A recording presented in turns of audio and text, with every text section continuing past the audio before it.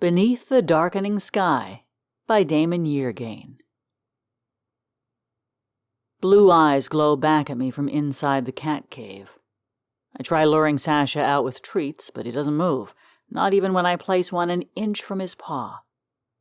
The Siamese purrs as I stroke his fur. He takes a lumbering step toward me, then another. On the third, he collapses. I text back and forth with Sue, and she says she's heading home. By some miracle, Sasha's crawled to the open window in our bedroom. He's chattering at something outside. As I come closer, I realize he's tracking these beautiful bluebirds flying between the trees in our backyard. His head darts back and forth with their movement, his eyes narrowing, calculating, remembering. If only his body could obey. Tears stream down Sue's face when she sees Sasha.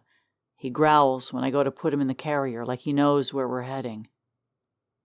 Dr. Santoro speaks softly, gently, explaining the procedure. She tells us we have a few moments with him while she gets everything ready. I scratch Sasha under his chin until the doctor returns.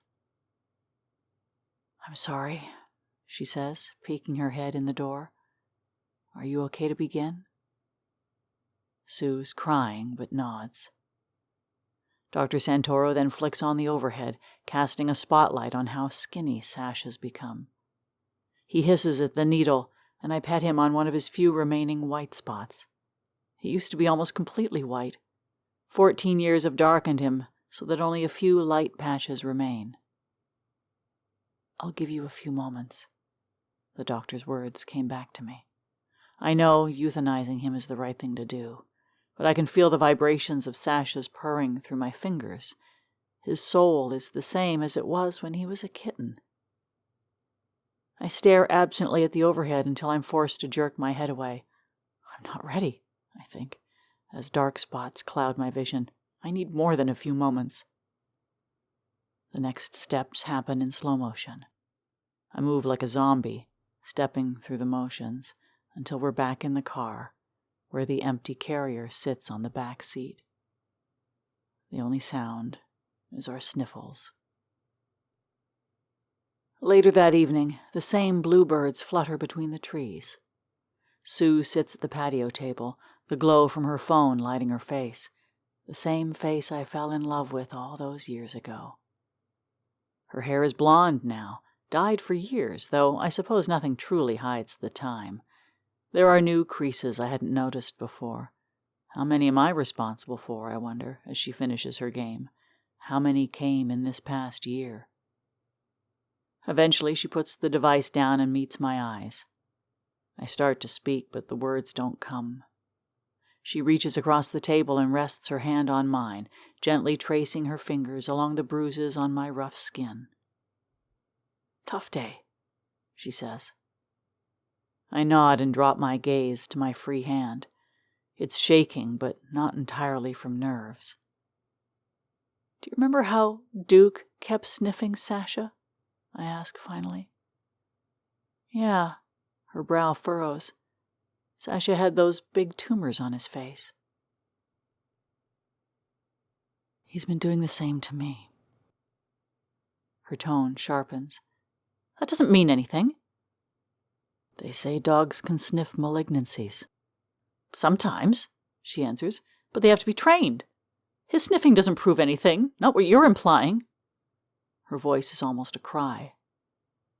Still looking down, I add, "I've been having those pains again." Sue goes quiet. "I didn't tell you because I didn't want you to worry." I look away. "I went to Dr. Karras," I continued. "He reran all the scans." Sue's eyes are wide, terrified. I lit up like a Christmas tree. At first, she just stares. Then she squeezes my hand and tries to hold back the tears for my sake. It doesn't work. She comes around the table, settles into my lap, and nestles her head against mine. She reacted much more strongly the first time I had cancer. But now Like with Sasha, I think we both know it's time. I feel her tears as she kisses my cheek. No long sermons, I say. Just let people get up and talk about their experiences with me. Have the reception at Frank's. Tell Bob to give a toast. He'll say something irreverent and make everyone laugh. It'll be the right way to end. She nods and sniffs. Sue, I say as if I just thought of it, let's get airline tickets to see Jonathan. Again, she nods. Let's go this weekend, I whisper. Well, I can still chase the grandkids. I take a final look at the trees.